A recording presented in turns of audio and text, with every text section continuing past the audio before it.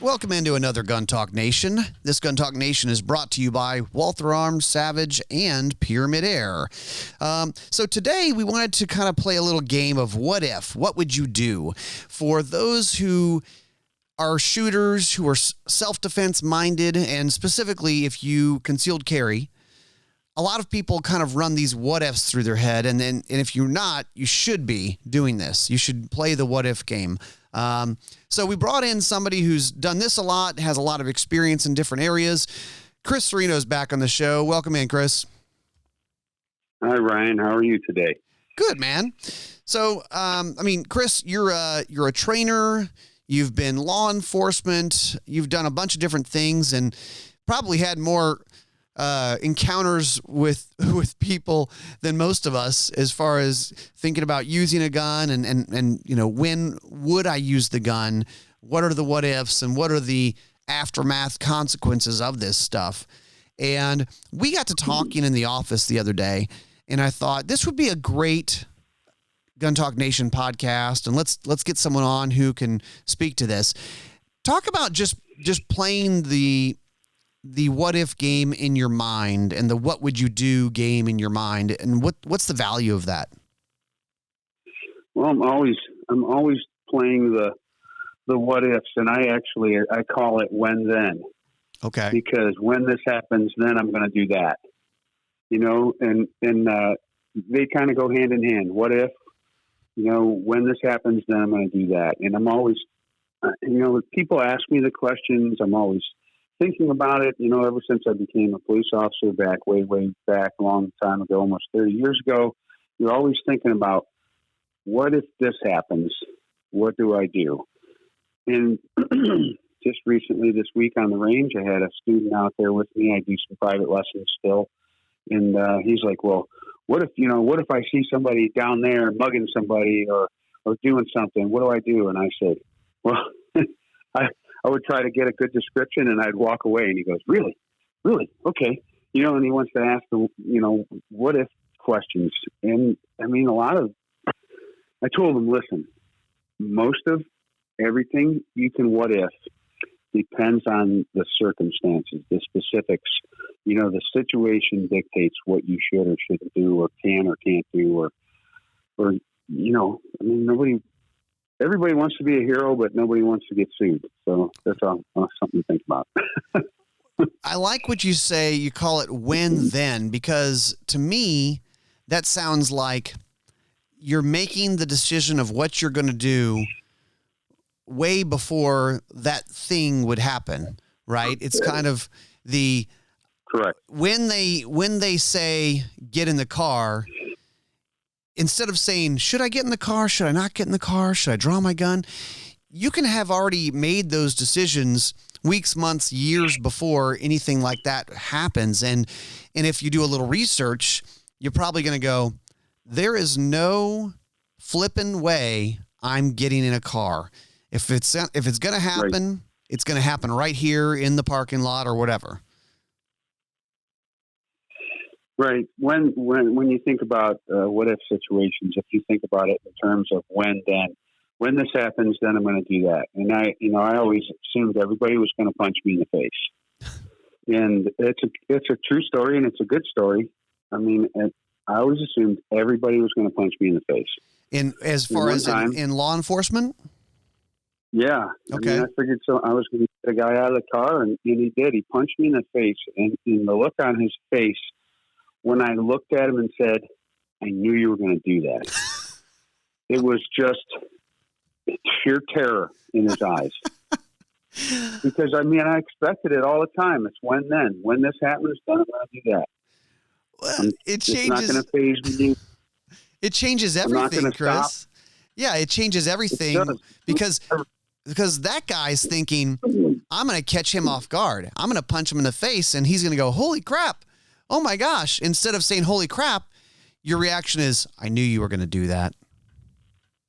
Yeah. Cause you got to expect stuff. If you expect bad things to happen, if you expect someone to pull a gun or a knife, you are less surprised. You're always going to be surprised, but you're less caught off guard. I was in a restaurant in Daytona, last month. I was eating and a guy came up to the cash register, and they were talking, and I think maybe there was one other person in there. And it's a good restaurant, and it's down in a neighborhood that's got people that, like, it doesn't bother me to go to the hood. It doesn't bother me in the least. But most people would look at it and say, yeah, I don't know if I'm going to eat there because I don't like this area. Well, I'm in there, and this guy's at the counter, and he's talking, and he's kind of animated, and I'm just watching him, and I didn't think nothing of it.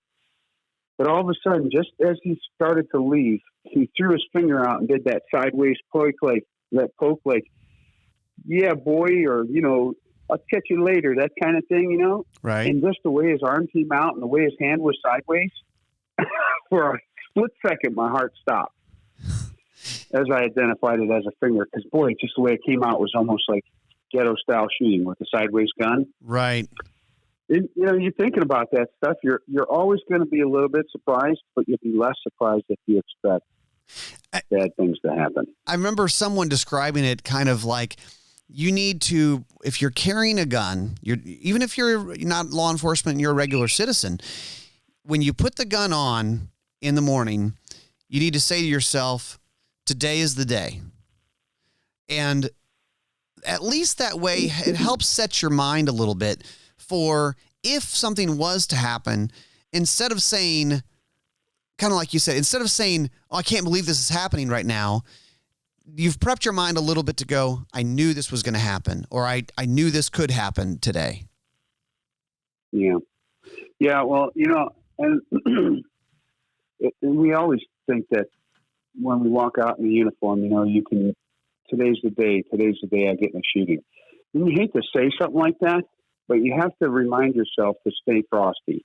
I feel that I've never been involved in a shooting on the job.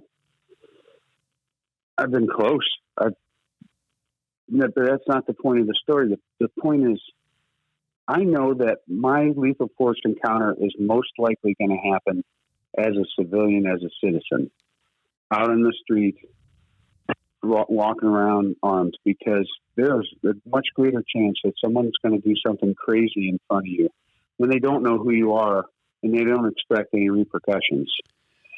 Yeah, I guess that's a good point. point. There are times when I have to remind myself, damn, you got a gun on. I wear guns so often that I have to remind myself that I have my gun. Right. It's just basically pants go on, gun goes on. Yeah. Yeah. So then you got to run the one ends. Yeah. Go ahead, Ryan. Tell me what you want. I was gonna pose you one. Okay. So we do this occasionally in the office, and sometimes it comes from watching a video that we see of some sort of encounter. But we just got to talking, and KJ and I were talking about this, and I said, think about this. There are, where do some of these mass shootings, these mass murders try to take place? And there's a few different locations that seem to be common and have happened multiple times. And just as one example, churches. And we were talking about this and said, there are states where you can carry in church. And probably on the front end, I should preface this with, laws vary state to state, but let's just play this out as a mental exercise. There are people who are on church security teams. There are people who, in certain states, you're allowed to carry in a place of worship if you get the okay from the church and you let them know. And then there are, like I said, there are states that just allow it. And then I guess there probably are states that don't allow it. But so let's say you're sitting there in church. You've got your wife and you've got two kids. Make-believe family with you. We've got wife and two kids. You're sitting in church, and you are a concealed carry guy, and you are fairly mentally prepared. Okay, let me kind of pick out where I'm sitting, maybe close to an exit.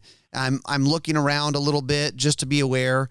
And let's say a guy walks in on the opposite side of church through some sort of entrance with an AR or an AK or something that's obviously stuff's going down. It's not a doubt in your mind that what's going on. He starts shooting people. So now what? Now let's do the if then. My first obligation is to my family, because you already said I'm with my wife and my 2 small children. Right. That's my first obligation, is to protect them. And that usually is going to mean that I have to get away from them so that I can take action, or I have to shuttle them myself to a safe location. So this brings up the point of, why do you carry? And it's I guess it's a tough dilemma, and there's not one correct answer, I think, is because we were kind of discussing it going, okay, it's not your duty to save everyone there. A lot of people will say, I carry to protect myself and my family. And so there are going to be some people that say, I'm going to get my kids and my wife, and we are headed to the closest exit that I'm sitting next to, assuming that this gunman is not blocking my exit. Now let's just play that out for a minute. Let's say you get outside, and now, because you were somewhat aware, and you sat in an accessible place to be able to get to an exit on the opposite side of what's going on, you guys get outside. Wife and kids are safe. They're outside. It's not some make believe there's 6 gunmen. There's just one guy. There's one bad guy in there. You guys are safe outside. Now, obviously, calling the cops could be a good option. You could actually get in your car and drive away and be safe. But what do you do? Because if you walk outside and you're still hearing shooting and screaming, what are your thoughts? Well, I'm sitting here stewing, thinking about it all. Yeah. But I can tell you this. I have another saying, and I learned it many, many years ago. Disengage and or escalate. So I have the opportunity to disengage. All right. I can disengage and escalate, or I can just disengage completely. So for me, I'm going to disengage just enough to get my people out. I'm not going to give up any real estate that I already own. I already have eyes on the situation. I'm probably not going to go all the way outside and say, okay, kids, I'm going to go back in and take this guy out. Okay. I'm going to get them out and going. Okay, because that's something we talked about. We said, well, okay, wait a minute. If you walk outside to get your wife and kids out and having to go back in, having not had eyes on what's going on for 10 or 15 seconds, that would be, to me, it would be problematic. Yeah, because everything changes. As soon as you give up any kind of real estate that you already owned right there, you have eyes on, you know what's going on. I mean, if you can, I probably wouldn't even shuttle my family. I would say, get down, go that way, get out, because I'm going to stay and prepare, because the closer I am to the bad man, the better my chances are of taking him out. But I can't engage him until I'm clear of other people that I don't want injured. So I'm going to disengage to some degree, and then I'm going to escalate. I'm not going to just disengage and leave. Hell, if I was there alone, I'd go right to escalation. Right. Certainly simpler if you don't have family. Right. It would be just draw, shoot, probably from the seated position, most likely from the seated, because everybody's ducking and going, hitting low.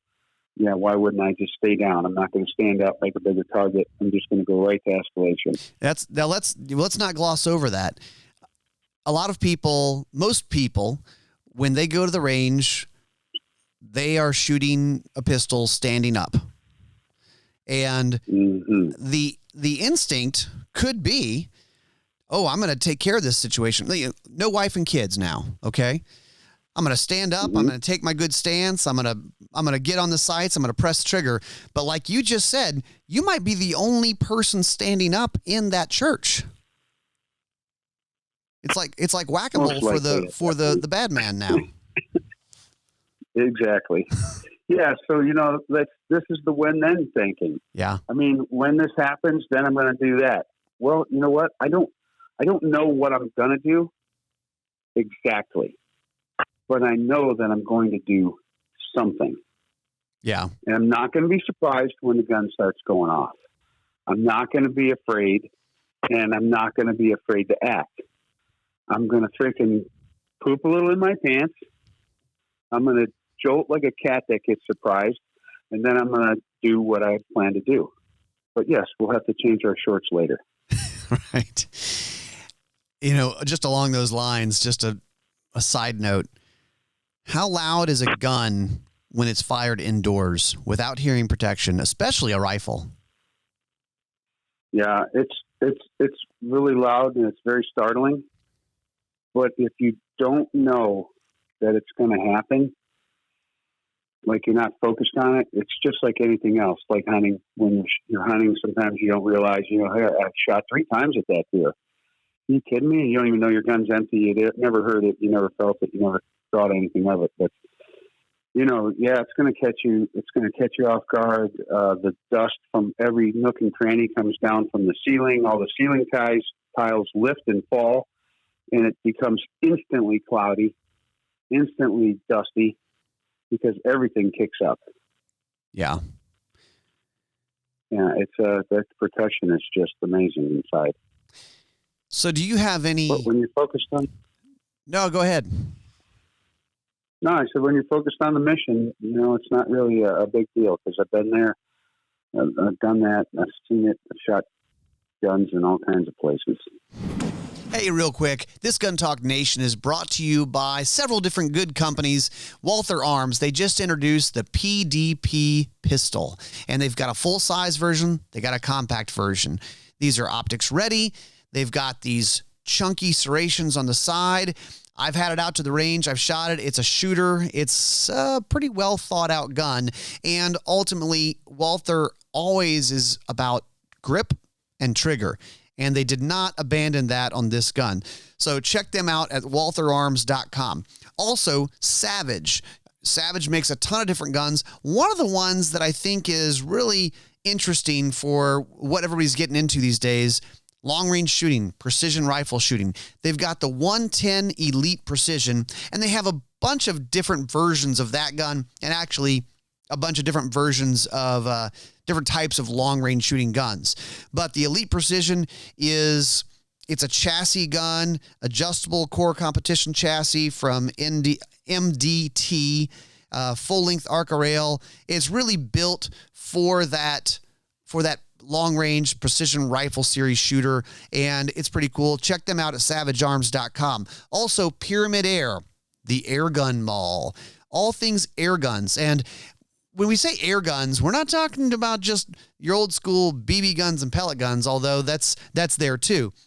You have these replica guns from SIG, from Glock, from all these other people where are super fun. It's a way to get trigger time. It's a way to train.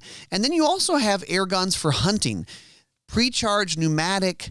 This is game changer stuff, guys. We're talking about 40 caliber, 50 caliber air guns that can actually take down big game. So check them out at pyramydair.com. So do you have any win-then scenarios that you've run through your head or given to your students who they're kind of tricky and help our audience think through some things? Yeah, if I'm in a place, I think about, if I'm sitting down and I'm at a restaurant or I'm eating, because that's where I spend most of my time. If I'm out, I'm going to be at somewhere, and I talk to people about, can I make a stealthy draw? Do I have to make a rapid draw? Do I have to stand up? These are all then.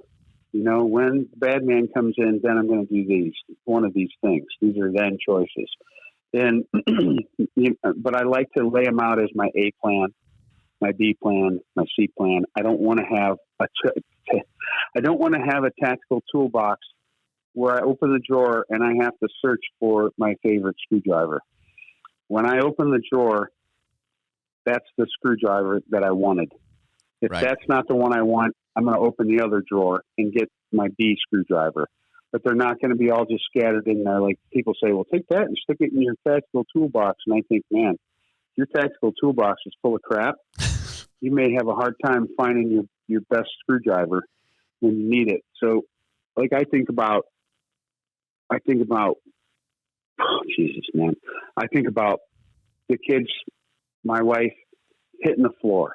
I think about them hitting the floor first as an A plan, B plan's probably getting out. Depends on how close we are to the door. Depends on where the bad man is. It depends on where the bad man's focus is. Can I just draw my gun and go to guns right away, or do I have to bide time and pretend like I'm so scared I'm throwing up? And when he finally turns towards me and says, "You get up, get your do-ever," then I'm going to freaking explode on him. I don't know, man. When then thinking, if you're not thinking about all the possibilities, like my friend, the student asked me, what do I do if I see a guy? I said, you freaking make a good witness and you get out of there.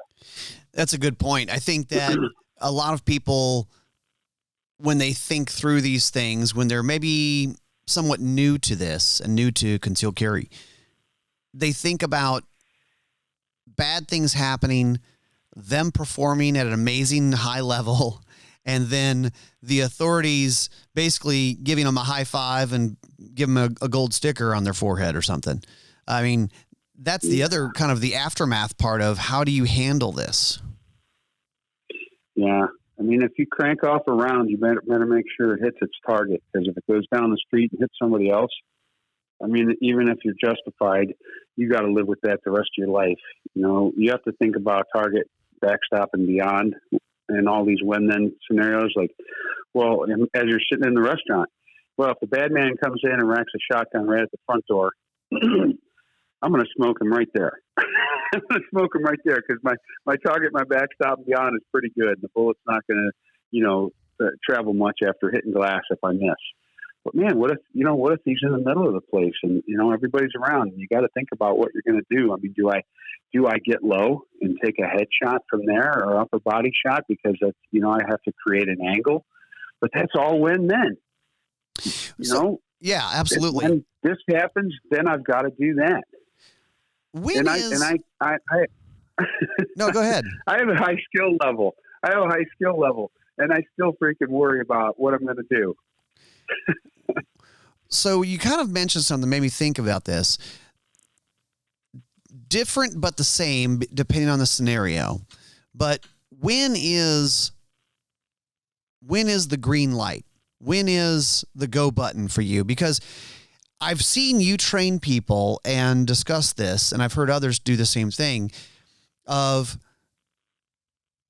they sometimes bad habits come from movies, I think, and there's a guy walks into a store and he's got a gun out and he's holding the place up, and then our good guy pulls their gun out and yells at the bad guy to stop and drop the weapon. I know you have some thoughts about this. Yeah, the best thing to do would be to probably secrete yourself into a spot, probably get out. If you can get out, that's cool. But man, if somebody's actively harming other people, I have to take action. In my mind, I have to do something. But if they're not harming anybody and they're just threatening with a gun, that gives me time to think, do I create a little bit of distance? Do I get my gun out and kind of just hope that he doesn't notice me? And hopefully he just robs the place and leaves. Right. Well, there's a split second decision between him pulling the trigger or turning around and walking out. It's a split decision, split second.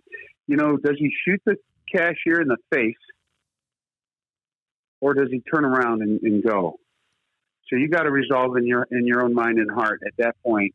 Long before that, you get there and say, if we did action reaction, and I get a lot of feedback on that, Ryan, by the way. Yeah. We did the action versus reaction. I mean, do I just smoke this guy? And am I going to wonder, should I have smoked him? Should I not have smoked him? Maybe he would have just left. Mm-hmm. But who else would he run into down the road and shoot? The police officer that is responding to that 911 call? Because when he sees the cop, he might shoot the cop. And I have every opportunity to smoke this guy right here before he harms another person. He runs out the front door. He grabs somebody out of their car. They won't get out of their car. He shoots them, drags them out of the car, and takes off in the car. How bad will I feel if I didn't smoke him when I had the opportunity? Could have stopped him. Yeah, well, and that's the tough part, right? In this example, this what if, this bad guy is a an armed robber. He's waving a gun around, asking for money or whatever.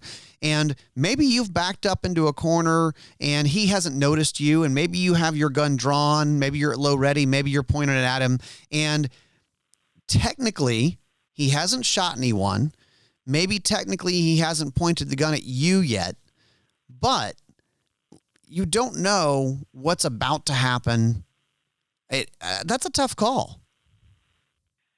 Yeah, those are all things that have to play out in your when-then mind, because you have to have yourself kind of resolved to doing what you need to do or what you think you want to do, and you have to make decisions. Do I want to live with the fact that I shot this guy that wasn't hurting anybody but potentially could hurt somebody? Because you have to think, well, if I don't do this, what could happen? Right. And maybe nothing happens. Maybe this is first and only time he robs a place and he never does it again. And I probably ought to throw out here that none of this is legal advice here. This is just playing a game. This is all stuff that you have to articulate. It's playing a game of what if in your brain, in our brains, and hopefully for the listeners. But I'm not telling you what you should or should not do. And no, it's going to depend. You can't tell any. I stopped peeing the bed at night, and I know you want to know how. Well, it depends. It depends. Just kidding. All right. So listen, none of this is you have to do this or you should do this. These are things you have to think about if you accept the responsibility of carrying a gun. And after this happens, the police are going to ask you what happened. And at some point, if you go to court, unless if you live somewhere where they say, "Oh man, good job, high five," that's fine. But if you go to court, and you're probably going to eventually, you're going to have to articulate all the details, all the past training that you've watched, the things you've read, everything that caused you to make that decision. Because when you pull the trigger in that moment, all that stuff has to be articulated after the moment. I was there. I didn't have a way to escape. He was pointing the gun at so-and-so. He was acting erratic. I had read stories about, guy comes out, he robs this place, he goes out of the building, he carjacks somebody, or the cop that's responding pulls him over and gets shot. I thought about all those things, and that all it takes is an instant for him to pull that trigger and kill that lady behind the counter. And that's why I took the action that I did. You gotta do it. Yeah. You gotta do whatever you think is right. How about people, because it changes things. We've talked about this a little bit. It changes things if you're by yourself versus you're with someone. You're with family members. What advice would you tell our audience? What do you tell your family members? And what do you think the right course of action is with this stuff? Listen, the better part of valor is always discretion.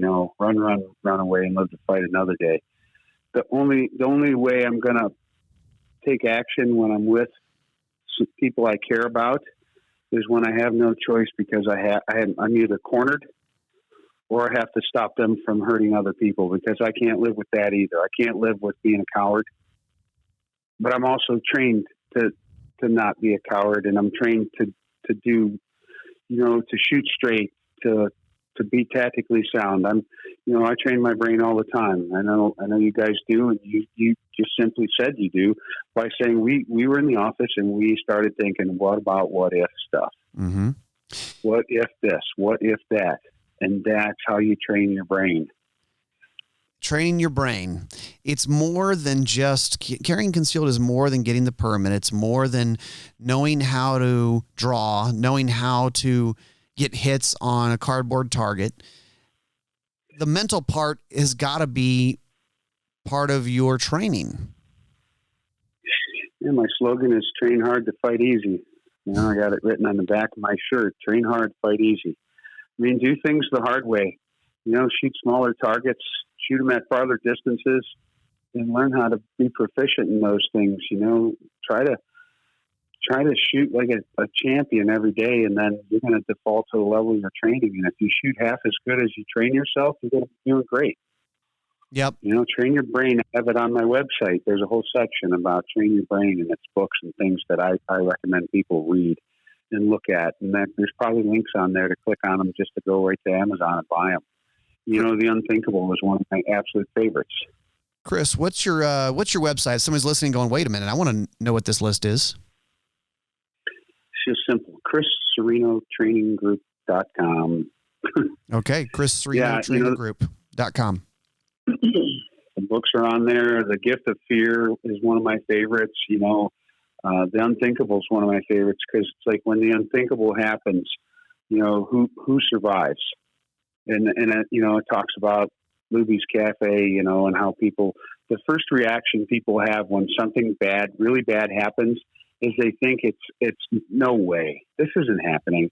The guy crashes through the front window and they think, oh my God, bad accident. Mm-hmm. Then he comes out with a Glock and puts a 30-round stick in it. And they think, oh my God, he must have bumped his head. Why does he have a gun? And then he starts shooting people. And all that time to react or do something is lost. Right. Because the first thing we do is deny what we see, deny what we hear. Someone walking around a Walmart shooting an AK, and you interview people and they say, I thought it was fireworks. You're going, really? Doesn't sound at all the same. Yeah, no, there's a totally different sound. And you know what? If you don't think like a criminal, honestly, you're never going to be able to prepare for a criminal. So I think about how I would take down this place. Where would I go? What would I do if I was the bad guy and I came in here? Because that's going to make it a lot easier for me to think how to defend that, So those are all, it's all part of the what if, the when then game. Yeah, all part of mental. When this happens, do that. All part of mental preparation. Chris, thanks for being on with us. This has been great. Thanks, Ryan. I'm glad you had me, and I'll see you soon. Absolutely. Hope this gives you something to think about. Do a little mental training. We'll see you next time on Gun Talk Nation.